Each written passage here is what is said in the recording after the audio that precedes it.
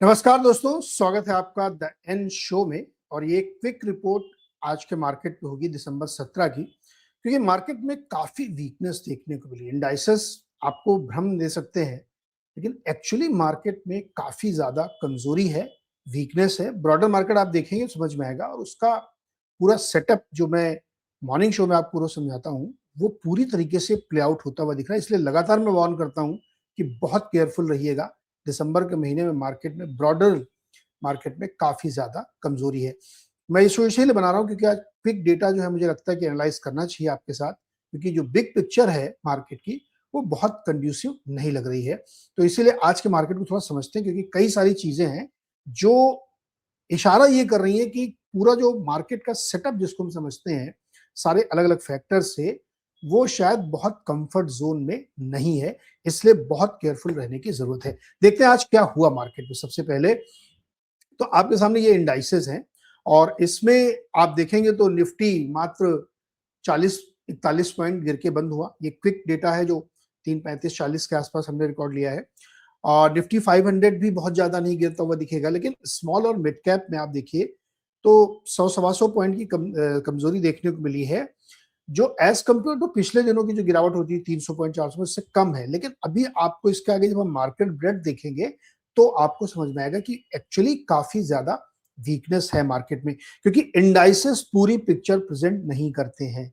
अगर इस पर बहुत लंबी डिबेट हो जाएगी। अगर हम मल्टीपल के हिसाब से देखेंगे तो कुछ स्टॉक है जो ज्यादा मल्टीपल पे है, और इसलिए आपको निफ्टी में थोड़ी लगेगी कि अंडर वैल्यूएशन हो सकती है, लेकिन लार्जली आपको देखने को मिलेगा कि स्टॉक्स में अभी भी बहुत ज्यादा वीकनेस के संकेत बने हुए हैं। चलिए आगे बढ़ते हैं, एक बार देखते हैं क्या स्थिति है। ये आज का चार्ट है निफ्टी का। आप देखिए खुला थोड़ी सी उम्मीद बंधी, क्योंकि कच्चे तेल में नरमी थी, लेकिन रुपया बहुत कमजोर था। और उसके बाद 2-3 टिक के बाद, मतलब 9:30 के बाद जो मार्केट गिरना शुरू हुआ है वो कंटिन्यूअस गिरा है, और 3 बजे तक तो मार्केट डेज लो पे था। आखिरी के आधे घंटे में थोड़ी सी रिकवरी आप कह सकते हैं वो हुई, और 818 के आसपास जाके बंद हुआ। लेकिन 41 पॉइंट की सॉलिड वीकनेस है। ये मैं सॉलिड शब्द यूज कर रहा हूं सिर्फ 41 पॉइंट पे, क्योंकि अगर आप इसको एक हफ्ते का चार्ट देखेंगे, महीने भर का चार्ट देखेंगे, तो आपको ब्रॉडर पिक्चर दिखेगी काफी ज्यादा वीकनेस में है। ये जो मैं आपसे कह रहा था इसको गौर से देखिए आप। एडवांस डिक्लाइन में निफ्टी 500 के 350 स्टॉक कमजोरी के साथ बंद हुए, जबकि निफ्टी सिर्फ 41 पॉइंट गिरा है। Mid cap small cap index बहुत थोड़े से गिरे हैं, 100 पॉइंट 100 पॉइंट।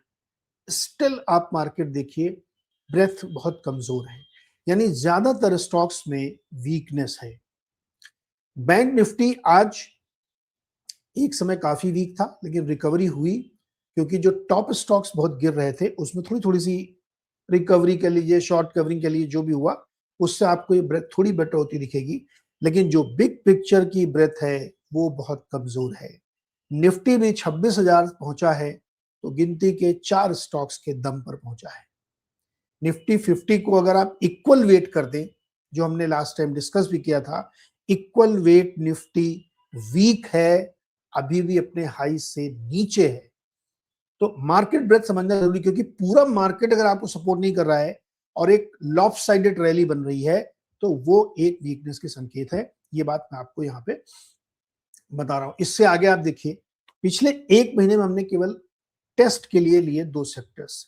डिफेंस जो बहुत सेलिब्रेटेड सेक्टर था, बहुत बड़ी रैलीज तो बनी थी, 11% कमजोर हो चुका सिर्फ एक महीने। यानी सॉलिड कटाई छटाई वहां पे लोगों ने करी है, प्रॉफिट बुक किया है। तो डिफेंस जैसे स्टॉक्स जहां पे बहुत ज्यादा ऑर्डर्स आ रहे थे, बहुत ज्यादा खबरें आ रही थी, वहां पे भी इंडेक्स 11% नीचे है। और रियल एस्टेट में 8% की कमजोरी है। रेट कट के बावजूद, आरबीआई रेट कट कर रहा है, उसके बावजूद आप देखिए 8% इंडेक्स नीचे है। आईटी 5% ऊपर है। आप उसको डॉलर को कंट्रीब्यूट करिए, बहुत पिटा हुआ सेक्टर था, थोड़ी उम्मीद है या उसमें नेगेटिव्स नहीं, जो भी आपको कहना हो कह लीजिए। एकमात्र इंडेक्स आईटी दिख रहा है जो 4.9% एक महीने में, आपके बाकी सारे इंडेक्स की हालत आपकी ऐसी ही है। इवन इंक्लूडिंग ऑटो, वो भी बहुत अच्छा प्रदर्शन नहीं कर पा रहा जीएसटी कट के बाद। तो ये सेक्टोरल थोड़ा सा पिंच ऑफ सॉल्ट आपको अलग अलग चीजें मैं दिखाता हूं, फिर इसकी एक समरी बनाते हैं। अब आप देखिए क्रूड ऑयल, मतलब जबरदस्त गिरावट है, एक महीने में 6% गिरा क्रूड ऑयल। ये मंथली मैंने लिया है, अदरवाइज तो क्रूड ऑयल $58 तक गया था ब्रेंट ऑयल। क्लोजिंग के समय फिर से $60 के आसपास चला गया, लेकिन जब सुबह हम लोग डिस्कस कर रहे थे तो $58-59 पे क्रूड ऑयल था। कोई सपोर्ट मिला बाजार को? बहुत बड़े बड़े पंडित ज्ञान दे रहे थे कि क्रूड नीचे आया तो ये हो जाएगा, और डॉलर की वीकनेस से इतना क्या होता है, क्रूड 10% गिरा है तो क्या डॉलर भी 10% गिरा है। ये सब जो ऐसी चर्चाएं लोग करते हैं, मुझे कई बार हंसी आती है कि बेसिक इकोनॉमिक्स की समझ नहीं है कि क्रूड 58 पे था, डॉलर आपका वीक था, स्टिल आप कुछ नहीं हुआ ना, ऑयल वाले रिलेटेड स्टॉक्स भी नहीं चले। ये मैं कहने की कोशिश कर रहा हूं, क्योंकि डॉलर ने उसको ऑफसेट कर दिया। खैर, सोना देखिए पिछले एक महीने में 6.25% ऊपर है, करंट प्राइस $4300 के ऊपर चल रहा है। सिल्वर तो $66-67 मार रहा है, 30% चल चुका है एक महीने में। जो दिवाली के बाद जिसकी मरसिया पढ़ दी गई थी कि अब सिल्वर गया, वो सिल्वर वहां से 30% ऊपर है। अभी मैं बहुत सारे जूलर्स को सुन रहा था, कोई 70 बोल रहा है, कोई 75 बोल रहा है, अलग अलग टारगेट्स दे रहे हैं, संकोच कर रहे हैं। मुझे नहीं पता क्या होने वाला है, लेकिन आप सेटअप समझिए मार्केट का कि हार्ड एसेट में, हार्ड कमोडिटीज में पैसा जा रहा है। सोने में पैसा जा रहा है, चांदी में पैसे जा रहे हैं, एल्यूमिनियम में पैसे जा रहे हैं, कॉपर में पैसे जा रहे हैं। एल्यूमिनियम में तो रिसेंट आज का ही देखा मैंने, ब्रेकआउट जैसे सिचुएशन बन रही वहां पे। तो हार्ड एसेट की तरफ पैसा मूव हो रहा है, पहला बड़ा इंडिकेशन है, आप इसको समझिए। आपकी बॉन्ड यील्ड रेट कट के बावजूद 6.5% से काफी ऊपर है, 6.58 पे ट्रेड कर रही है, और डॉलर आपका 91 पे है। आज अच्छी रिकवरी उसमें हुई, मुझे तो लग रहा था आज 92 में चला जाए कहीं, लेकिन आज ठीक ठाक रिकवरी हुई, स्टिल इट इज हावरिंग अराउंड 91। तो करेंसी आपकी वीक है, हार्ड एसेट में बहुत पैसा जा रहा है, ब्रॉडर मार्केट से पैसा खींच रहा है। अभी एक और डेटा आपको दिखाऊंगा, तब आपको अंदर अंदर क्या गेम चलता है ना, ये बिग पिक्चर देखने से ही समझ में आता है। खैर, अब इसके बाद देखिए वीक रुपये की जो मैं बात कर रहा था, 1 महीना, 3 महीना, 6 महीना, 1 साल, 5 साल, इसके नीचे मैं 10 साल भी लिख सकता हूं, 40%। ये है रुपए की वीकनेस। आप इसको कच्चे तेल के $59 से ऑफसेट नहीं कर सकते। इसलिए मार्केट में एक अजीब सा संकोच है, थोड़ा सा फियर भी है, और सबसे बड़ी चीज की अनिश्चितता है। मार्केट को $95 के डॉलर या $50 के क्रूड से इतनी, उसको स्टेबिलिटी चाहिए। क्योंकि जब आप अपना प्लान बनाते हैं तो आपको एक प्राइस चाहिए जिस पे आप डिस्काउंटिंग करें, वो प्राइस ही नहीं आपको पता है। करेंसी कहाँ स्टेबल होगी, क्रूड कहाँ स्टेबल होगा, पता ही नहीं है। $58 और उसके बाद पलट के $60 खड़ा है। अब बताइए आप क्या करें? $2 का मायने रखता है क्रूड में तेजी। अब वो ट्रम्प साहब रशिया के साथ समझौता करा पाएंगे कि नहीं करा पाएंगे? अब वो धमकी दे रहे हैं कि अगर उसने नहीं किया तो इसी हफ्ते और सैंक्शन लगा देंगे रशिया के ऊपर। मतलब हर 2 घंटे में अगर यूएस का स्टेटमेंट बदल रहा है तो मार्केट में सर्टेनिटी कहां से आएगी? अब वो कह रहे हैं कि 1 हफ्ते के अंदर नहीं हुआ तो हम सैंक्शन लगा देंगे रशिया के ऊपर, यूक्रेन के ऊपर भी सख्ती करेंगे। तो इतनी अनसर्टेनिटी के बीच में हो क्या रहा है? बड़ा इन्वेस्टर कर क्या रहा है? ट्रेडर क्या कर रहा है? तो जो इतनी भयानक अनसर्टेनिटी बनी हुई है, उसके बीच में इन्वेस्टर हल्के हल्के, जिनकी बड़ी पोजीशन थी, वो निकल रहे हैं। इसका एक अंदाजा आपको इससे लगेगा। अब ये प्लेट आप देखिएगा, 2024 का आंकड़ा पहले देखिए आप, नीचे वाला। एफआईआईज ने 3,02,434 करोड़ की सेलिंग की थी, और 2025 में कहां पहुंच गए? 2,95,525 करोड़। ये डेटा कल शाम तक का जुड़ा हुआ, आज का डेटा मैंने जोड़ा नहीं क्योंकि वो काफी लेट आता है। अभी दिसंबर महीने के कई सारे ट्रेडिंग डेज बाकी हैं। आपको लगता नहीं कि 3,02,000 को पार कर जाएगा? तो 2024 की तरह ही 2025 भी जा रहा है एफआईआईज का। कोई मुरव्वत नहीं, कोई रियायत नहीं भाई। बड़े इन्वेस्टर नीचे बेच रहे हैं, ये बात ध्यान से समझ लीजिए। एफआईआईज के सामने डीआईआईज हमारे बेचारे 7.5 लाख करोड़ का माल खरीद चुके हैं, दुगने से ज्यादा। फिर भी मार्केट में गिरावट है, ब्रॉडर मार्केट में गिरावट है। इस चीज को बहुत ध्यान से समझना चाहिए। सो ये मैं क्यों कभी कभी आके शाम को शो बनाता हूं, जस्ट टू टेल यू कि जो बात मार्केट में समझने वाली ये है कि जो टोटल पिक्चर अगर आप देखेंगे मार्केट की, इक्विटी देखिए, कमोडिटी देखिए, करेंसी देखिए, बॉन्ड मार्केट देखिए, 4 फैक्टर्स आप देखिए। करेंसी अपनी चाल से चल रहा है, मनी मार्केट में बॉन्ड अपनी चाल चल रहे हैं, और इक्विटी मार्केट को हम दिन भर ज्यादा समय हम अगर 8 घंटे मार्केट आप ट्रैक करते हैं, उसमें आप 7.5 घंटा इक्विटी मार्केट ट्रैक करते हैं।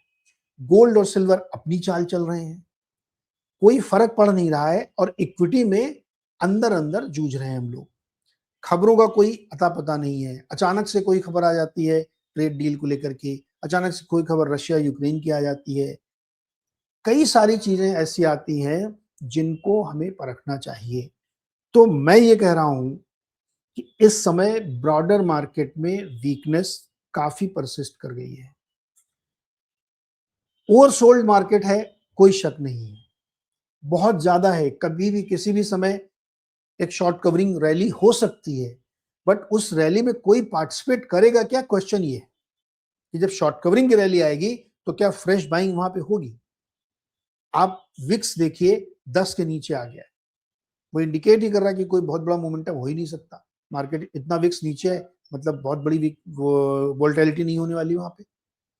सो पॉइंट यहाँ पे है कि इस समय टेक अवे क्या है, करें क्या मार्केट में आप। तो अगर आप ट्रेडर हैं, इंट्राडे ट्रेड करते हैं या हफ्ते 5 दिन के लिए करते हैं, तो आपको मेरी सलाह ये है कि किसी भी दिन अपना ट्रेड लेके मत जाइए। अगर चैन की नींद सोना चाहते हैं 3:30 बजे काट के जाइए, अदरवाइज अगले दिन सुबह मार्केट कैसा खुलेगा नोबडी नोज, क्योंकि इस न्यूज फ्लो पे मार्केट रिएक्ट कर रहा है। एक स्टेटमेंट आ गया, पता नहीं क्या होगा। अब इसी हफ्ते देखिए आप क्या क्या होने वाला है। कल सुबह भारतीय समय के हिसाब से कल सुबह ट्रंप साहब का एक राष्ट्रीय प्रवचन है अमेरिका के लिए, क्या बोलेंगे पता ही नहीं, अनसर्टेनिटी क्रिएट हो गई। हो सकता है वो रशिया के बारे में कुछ बोल दें, हो सकता है वो इंडिया ट्रेड डील के बारे में कुछ बोल सकते हैं, हो सकता है वो जापान के बारे में कुछ बोल दें, वो चाइना के बारे में कुछ बोलें, या अपने देश में ही कुछ ऐसा बोले। नोबडी नोस, अनसर्टेनिटी क्रिएट हो गई। 19 तारीख को सुबह सुबह जापान की रेट का फैसला आएगा। मोस्ट लाइकली 99.99% है कि वहां पे 25 बेसिस पॉइंट रेट बढ़ा दिए जाएंगे, 0.25% हो जाएगा। उससे ज्यादा जरूरी है कि उनकी कमेंट्री क्या है, वो आगे के लिए क्या आउटलुक देखते हैं, क्या और ज्यादा रेट बढ़ेंगे। कुछ लोग कह रहे हैं जुलाई तक 1% हो सकता है। अनसर्टेनिटी क्रिएट हो गई। येन 1 महीने से लगातार मजबूत होता जा रहा है। क्या येन कैरी ट्रेड अनवाइंड होगा अगर इस तरीके की रेट हाइक हुई और कमेंट्री भी ऐसी हुई। बैंक ऑफ इंग्लैंड का फैसला होना है, यूरोपियन सेंट्रल का फैसला होना है। सो इतने सारे ये इवेंट हैं जिसके बीच में एक वर्ड अगर आपको ध्यान रखना चाहिए तो वो अनसर्टेनिटी है। और उस अनसर्टेनिटी में ब्रॉडर मार्केट में लोग बेच के अपना माल साइड में बैठ रहे हैं, या फिर वो सोना और चांदी खरीद रहे हैं। रिटेल नहीं खरीद रहा तो ईटीएफ के थ्रू खरीदा जा रहा है। ईटीएफ में जबरदस्त बाइंग हो रही है, गोल्ड में भी और सिल्वर में भी, वो डेटा दिखा रहा है। सो इस पूरी पिक्चर में आपके लिए, हमारे लिए टेक अवे ये है कि बी वेरी केयरफुल।